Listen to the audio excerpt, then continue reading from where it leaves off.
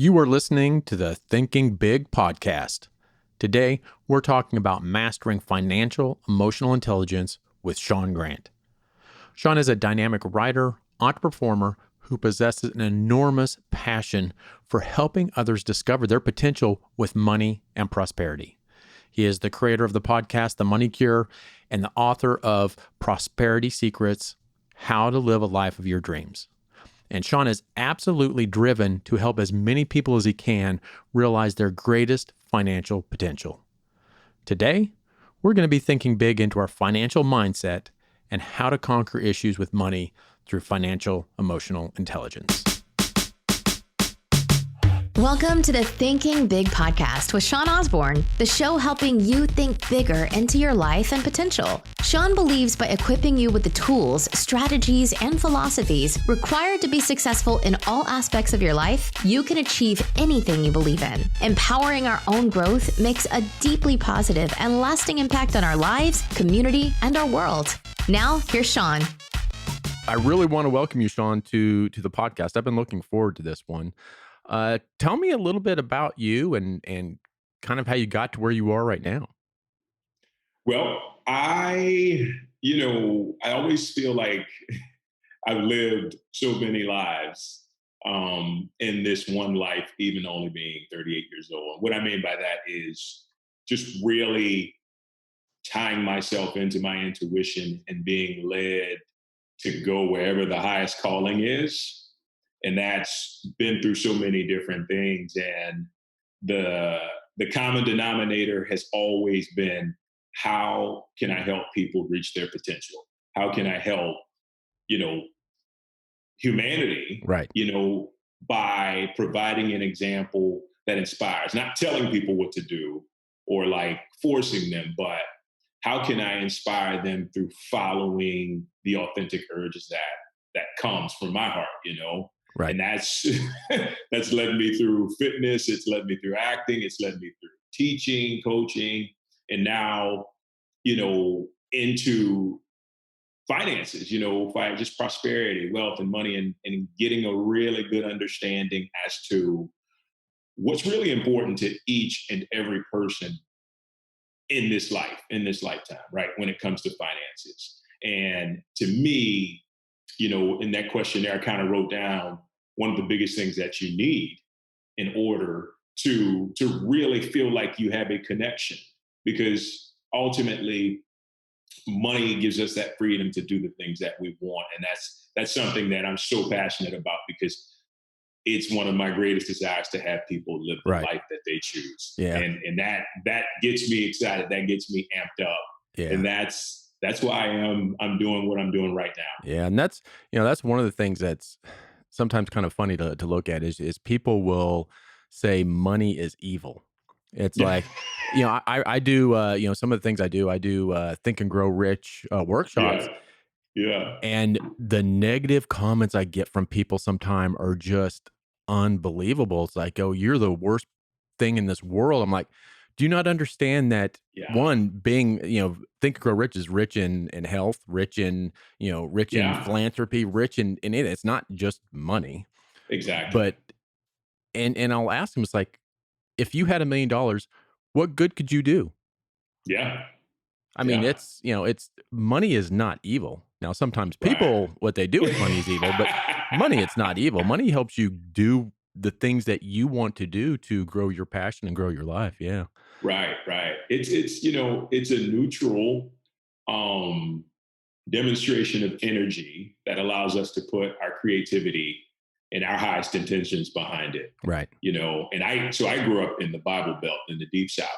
And so, what baffled me so much was here was a group of people who, much like you said, oh, it's the devil, money is terrible. And then in secret, they're like, oh, Lord Jesus, please bring me some money, Lord. I need it right now, So it was such a huge conflict. Yeah. I'm like, okay, if you got to go pray for it in secret, then there's nothing bad about it. Right. Yeah, it was just crazy. It's crazy kind of growing up with that paradigm and then having to navigate and shift through it yourself. Yeah. To find out, what works. Yeah. So what led you to the passion? I mean, what Did anything transpire? I mean, when did you realize, hey, I've got this passion to teach. I've got this passion to share.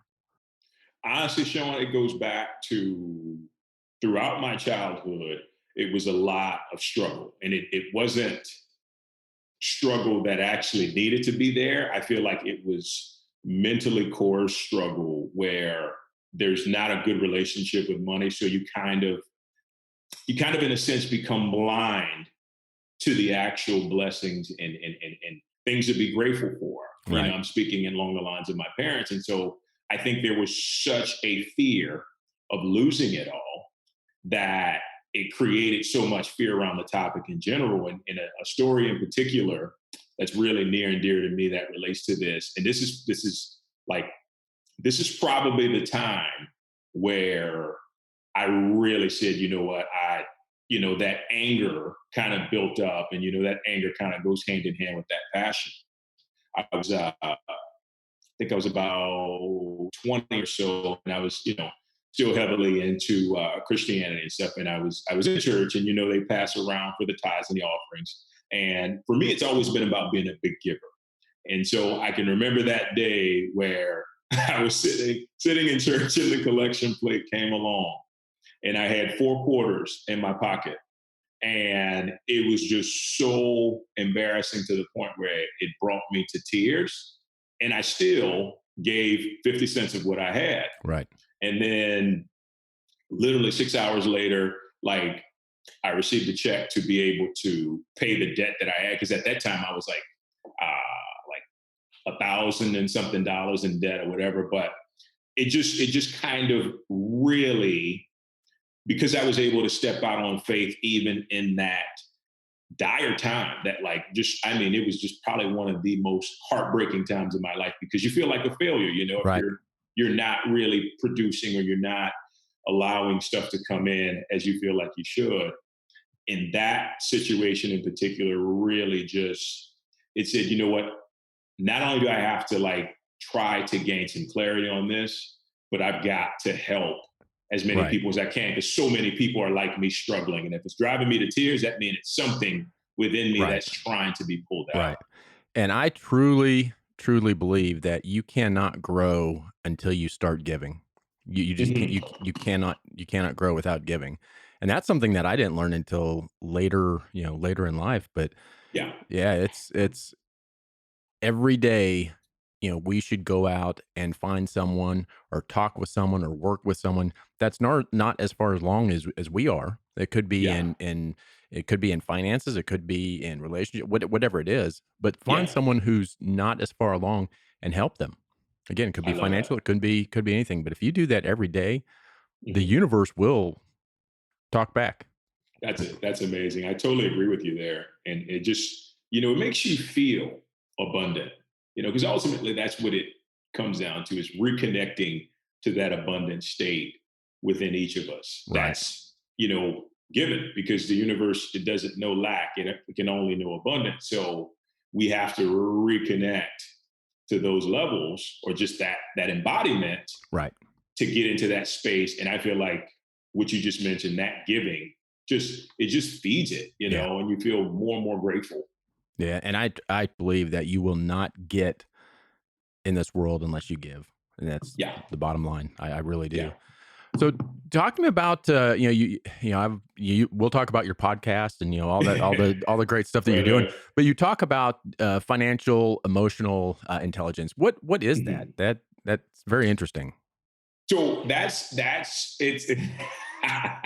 it's really cool, because it's basically building a relationship with your finances, a positive, optimistic, uplifting relationship with your finances in whatever state that you are, right? And what that means is basically putting gratitude behind the movement of money, accepting, allowing when things have to be paid, or have to be, when you're receiving, as the flow goes, it's just really being in a peaceful state as it relates to your finances. Because, most people are under the impression, all I need is more money. Right. All I need is more money. But the Right. truth of the matter is, anybody knows, once you get more money, you still have these You still issues, spend money. Yep. right? Yeah. Yeah. I went through that, and I'm like, I'm ready to just pull my hair out because I'm like, wait a minute, like you're telling me I have this much and I'm still feeling anxiety and I'm still feeling like fear and I'm still like none of that Right. stuff went away until I was able to come to that place of financial emotional intelligence, which is basically just an extension of emotional intelligence. You're being able to center yourself and really seeing everything for what it is. Right. And once you're able to do that, that once again not only brings clarity, but you actually begin to feel good. And if you have blocks, like I had a lot of, it takes some time to get over those humps because you're hearing grandma over here, uncle over here, dad here, and everybody giving you these these ideas that don't work. So No. it takes some time, but it's definitely worth it to get to that point of just being able to be intelligent about it and be emotionally intelligent and make the Right. decisions that you need to, not impulsive or sporadic. Right. Do you think that, kind of ties into, you see all these people that come into money quickly, like they win Yeah. the lottery, they, whatever it is, but they get a lot of money. Mhm. They turn back broke really quick. I mean, Yeah. it Yeah. doesn't last long. And Yeah. yeah, I mean, you have what you are. So if you want more, you've got Right. to be more. You've Exactly. got to be more. It's crazy because it's like a two-sided coin, a blessing and a curse, because you have all this money, but like I know, unless you are mentally and emotionally and ultimately spiritually able to handle that, Right. like by universal law, you're gonna give it away. There's just nothing that's going to stop that if you're not a compatible match. Right. And that's why it becomes more of a curse because, okay, in my mind, I think I'm only worth $50,000, but then all of a sudden here comes 500 million. You know, it sends people into shock. Yeah. You don't You know what get to do. emotional trauma. Yeah. Yeah. And so you just start, I got to unload it. And what's funny is your subconscious, you don't even know what you're doing, but your subconscious will Right. kick in and you'll be doing shit with that money that you're Yeah. you're not even consciously aware of it, but you're man, that there goes that money. I Yeah. mean, your subconscious knows that, hey, this isn't right. This isn't the same vibration that I'm at. I need to get rid of this shit. And it'll be Yeah. conniving. It'll find ways to get rid of that money quick. It's like 98% of our behaviors, right? Like Yeah. it just once the subconscious mind has it, it's written and done. Yeah. And there's no matter like until you change that, like you said, that vibration, that money vibration that Right. you have, you're only going to resonate at the amount that you feel most comfortable with. Yeah. Yeah, and So yeah. yeah, and I do a, one of the webinars that I do, I talk about, you take a salesman that is making, let's say make it easy, 120,000 a year, 10,000 a month, make it easy. Mhm. You get him and 1 month he does 30,000. Lo Yeah. and behold, he will the next couple months, whether he gets sick or he just doesn't go into the office, he doesn't whatever, but he's gonna go. But his subconscious is like, okay, you're ahead of your 120,000 Right. mindset. And Right. and lo and behold, then a couple months later, it kicks back up, and now he's back at 120,000 a year. It's Yeah. yeah, it's They call it that money thermostat yeah, exactly that what it is. always adjusts itself like the air conditioner. Yeah, unfortunately, Oh mine's normally man. when it gets down to like 20 below that I'm like, shit, I got I got to go make some more Yeah, money. yeah, Yeah. So yeah. what But are it's important I think, to really focus on that yeah, subconscious. Just yeah. to tap off what you were saying. Yeah, Yeah, it's unbelievable how much that actually runs. And until you do, yeah, you get that until you get that that financial intelligence, it's gonna, you might call it fate, you might call it whatever you want, but right. your subconscious, your being will not know what to do with that. Yeah. So for you, what were the roadblocks that you had, kind of going into that and learning this? Mhm. Well, I think they started from a very young age. So we talk about subconscious mind from the ages of when you're born to like 7 years old, you're a sponge, right? And I'll give you a few examples of one of just the normal. money doesn't grow on trees. I'm not made of money. Who do you think you are? Who do you, yeah, those go Exactly. on forever. Yeah. Exactly. But I can remember I was about 4 or 5 years old. And what I used to do, my grandmother lived with us. I would vacuum her floor, and so she would give me 30 cents. And one time I just decided, oh, I'm just going to go give it a nice vacuum so I can get this 30 cents. And then she never gave it to me. Right. And so immediately that created a flip. And the only way I can kind of know this is through like hypnotherapy and stuff. But that created a lack sort of mechanism within my subconscious mind. And so literally not long after that, my brother comes along and all of a sudden they're putting away money for him, but not putting money away for me. And so to me, in my at that time, 6, 7 years old, I'm registering as lackful, not enough, unworthy, which Right. is one of the bigger ones with, financial freedom, financial, independence is feeling worthy enough and deserving to have it. So Right. it started there and it continued to predicate. And the most frustrating thing was going into my teenage years and like, my early 20s and just realizing, okay, why does it never seem like it's enough? But I think those early experiences really kind of triggered that idea of lack and it just perpetuated itself Right. until I was able to really kind of face those blocks and fears and release them. Yeah. Yeah. And it's like, what you focus on, you get. And when you Exactly. focus on, there not being enough, you focus on Hmm. what you don't have, you Hmm. just get more of that. It's Yeah. so what are working with people, what are some of the big roadblocks that you see in Well, people? I think ultimately money is resonant with our emotions. And that's where that whole FEI, financial emotional intelligence, comes from.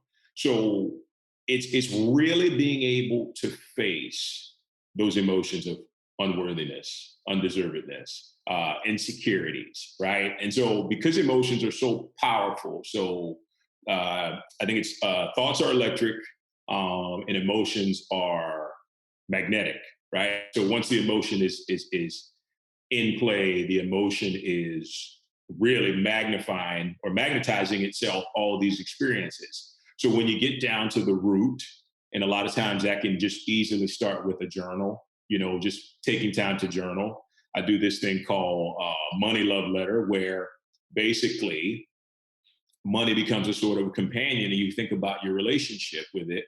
And for 30 days, you write a letter how you feel towards the energy of money, right? Because when we understand that money is psychic, okay, that it's like a person like you and I, because it's neutral, but yet it still responds just like anything else to how we feel and how Right. we feel on a deeper level, Right. right? So I think the biggest thing is just really clearing that stuff, because once that stuff is clear, then all of a sudden your ability to manifest and to allow and to attract changes to shape itself around what you're no longer carrying, Right. right? A lot of times we think, oh, more, more, more, more, more, but no, it's actually release, release, release, let go, get rid of the muck and the dirt, and then it's just it almost happens automatically at that point when you're able to kind of like let go of the stuff that's blocking.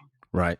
And it's true. Money is just energy, and Mhm. it's an energy. And if you think of money as a friend, one of your friends, you Mhm. would never treat a friend and talk to a friend the way that most people talk to money, and the relationship that Yeah, people have with money, you would not want a relationship with a friend that way. It's just yeah, yeah. yeah. It's and you wouldn't even. I mean, you wouldn't be fearful to go face your friend. Like, Right.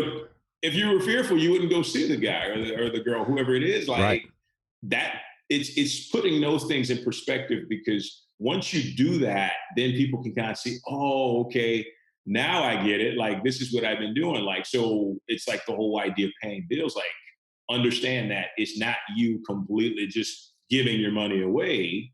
You are investing in something, investing in a company which is allowing them to prosper, and you're receiving a service of value in return. So it's Right. like okay, when you put it that way, that makes sense. And I'm happy that I can pay the light, the electric bill and stuff like that. And, whatever else, because I'm actually receiving something in return. It's just not like it's just, oh, here you go. And then Right. it goes away, never comes back. Right. Yeah. Yeah. So for me, things that we're going through now, all of this Mhm. pandemic and stuff, but for me, crisis either destroys you or it creates you. Right. And it's these times, just like any other hard time that we've gone through, Right. these we can either grow from these or we can lay down and die.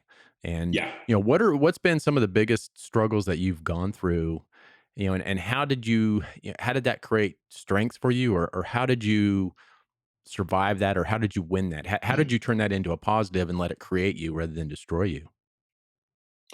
I think the biggest thing, that's a great question, Sean.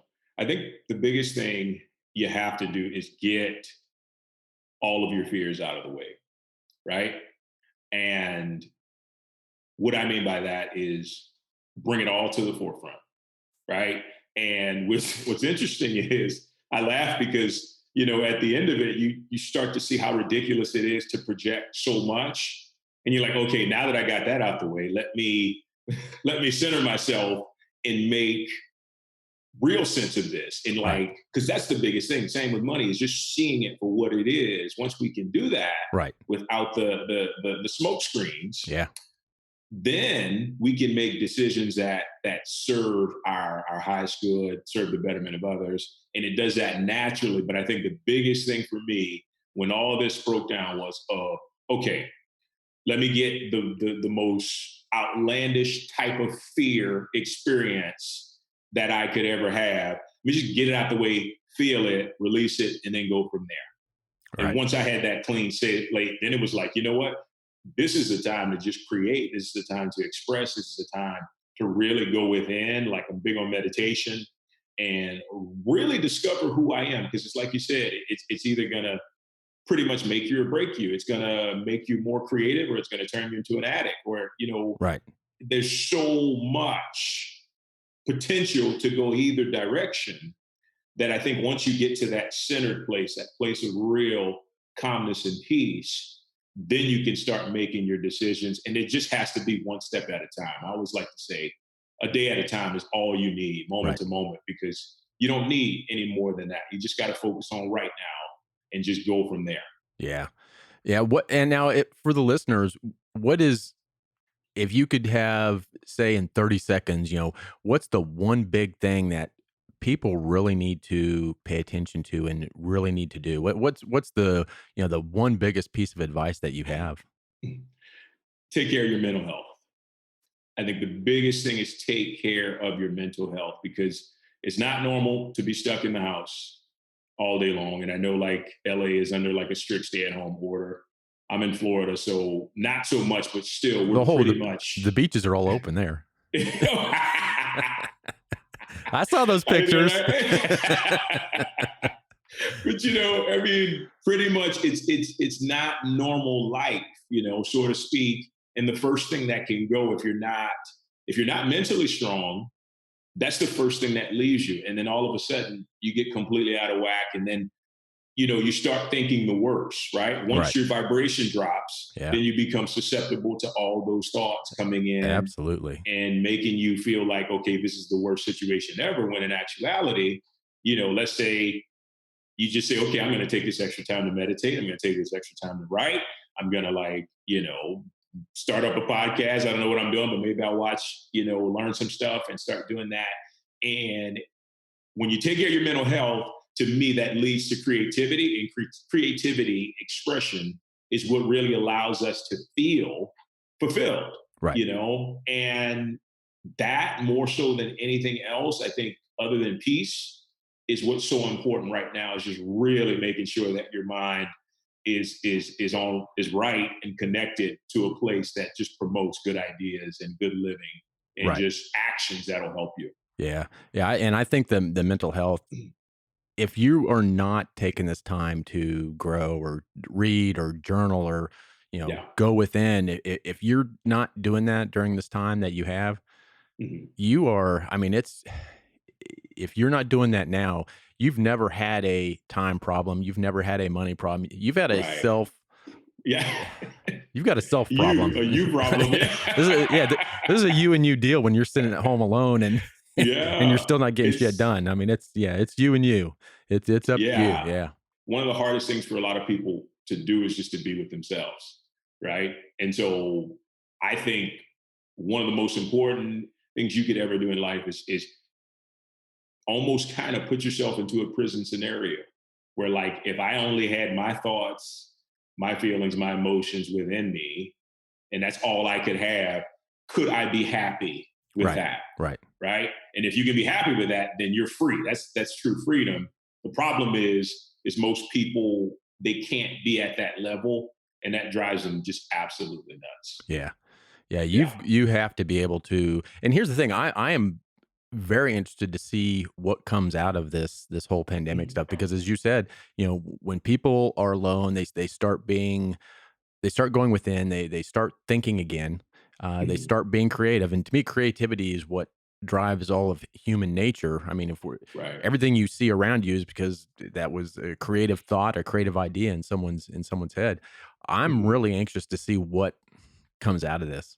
I think we're Yeah. going to see a whole bunch of stuff, a whole bunch of new, whether it's technologies or, but Yeah. I think it's going to be uh, we're going to have so much creativity come out of this.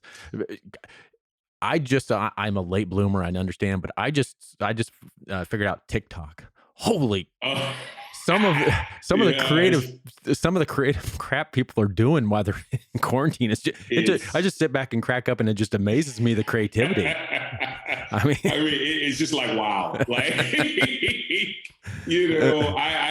man, it's something else. But you know what? It's giving people something to do with the energy that's yeah, pent up, and it's if that's for you, and that's something you feel like can get you to that place of you just ultimately feeling happy, yeah, you know, then so be it. But I know exactly what you mean because it's just like wow, that it is just taking over like the as the newest social media. yeah. So It's exploding.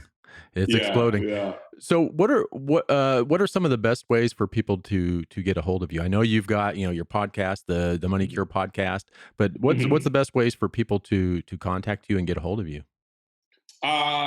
Email, Facebook. I probably prefer email is the best way, Okay. which is shaung04@gmail.com. Facebook, just Shaun Grant. Like I pretty use those. I use those pretty frequently. That and Instagram, which is I am Shaun Grant. And I like for me, it's just I try to live what I teach, and those are outlets just basically to really not only inspire myself but as a byproduct give to the world. And so those are probably the best ways to get in touch with So you been staying healthy during this pandemic, working out, doing me. Yeah. If you add me on Facebook, I do 5 days a week. I do a free well, I guess by donation or whatever, but basically free workout Monday through Friday, and it's open to the public. I can actually send you that link if you want to join in. And yeah, it's just basically keeping people in shape while they're on lockdown, and giving innovative ideas to stay healthy, to stay strong, stay vibrant, stay moving. And I've had a lot of fun with it. yeah. So been fitness for a long time, and it's kind of coming back into the frame of mind a bit here, and it's fun. It's Yeah. been really fun to be able to do And that. if you're not doing something healthy every day, Yeah. especially during this time, I mean, that truly keeps sanity. Oh I gosh. yeah, I've got to do something every day at least. Yeah. It's otherwise I would go insane without being able to work Mhm. out some way. I mean, obviously the Yeah, gyms are closed, yeah. but My running wife or and I, we cycling, walk, and yeah, yeah, exactly. You gotta stay active. I think if you can go outside, whether even if it's in your front yard, you gotta do something because it's just not healthy to be enclosed, right, right? yeah. All day long. It just not. No, So no. Everyone needs to, yeah, get out and walk and just stay distance when people are walking by. See, yeah. what I'm gonna do is I think I'm just gonna get like a 6 foot pole, 6 foot Yeah. stick, And if I'm out walking and someone comes within that 6 feet, if you're within swinging distance of that stick, you're going to get hit. Right. Oh, that's funny. Or it's better than the, what is it? I watched The Flash, and I know they have like the MetaHuman app. Where, like, if you get close enough to somebody, it goes, beep, beep, beep, beep, beep, you know, it's going to be doing that with the virus. Like, beep, beep, beep, beep, beep, you know? But yeah, we need that. It's like my Wi-Fi's out. I can't tell. Oh my gosh, dude. That's why the stick doesn't require batteries. It's always good. Always. Good point.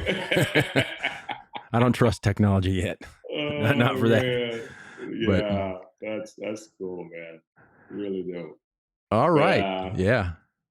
This is great, man. Yeah, this is fun. I love doing this. This is this is probably one of the greatest things I get to do with any of my social media is the podcast. I'm able to talk with people literally around the world, and it's absolutely fantastic talking with people, what their passions are, what their superpowers are, what drives them. And it's something that is just so nice to be able to talk and do. I mean, it's wonderful. It's really cool to have an unfiltered space to just share what you love, share what you feel. And that's what's so attractive to me about like podcasting and blogging and stuff like that. So I'm excited about the upcoming episodes and all that good stuff. Yeah, I love it. And you're doing something amazing, and it's really good to I feel like podcasts have the ability to just remind people, right? And just really kind of put them into a fresh perspective and frame of mind. And so that's awesome. And I love the concept of it, thinking big, and it's amazing. So that's awesome, brother. And again, it's been absolutely fantastic having you on the show. This has been fun. It's we got to stay in touch. Yeah, that's been really, really cool. So I really appreciate you taking the time out to give me an opportunity to share my story, my wisdom, and that's been terrific. It's been really fun. By the way, you spell your name wrong. I just wanted to let you know. No, it's SEAN, obviously. Oh. I blame my mother. Of course, everyone always calls me Scene. So. Yeah. Oh gosh, that's funny. It was sure great having Shaun on the show today. And everyone, remember to go check out the show notes for all of the links that we've mentioned within this episode. And remember, leaders are readers, and the show notes are packed with free books for you. Make sure you go up there, get the links, and snag yourself a free book. Shaun has his free book on prosperity secrets. I've got a link to a free download for Think and Grow Rich, which is a fantastic book. And there's also a link for a free Audible book. So go up there and get your book. And until next week, remember to always think big. And if you haven't already subscribed and rated the podcast, please do me a huge favor and rate, review, and subscribe to the podcast. Thank you.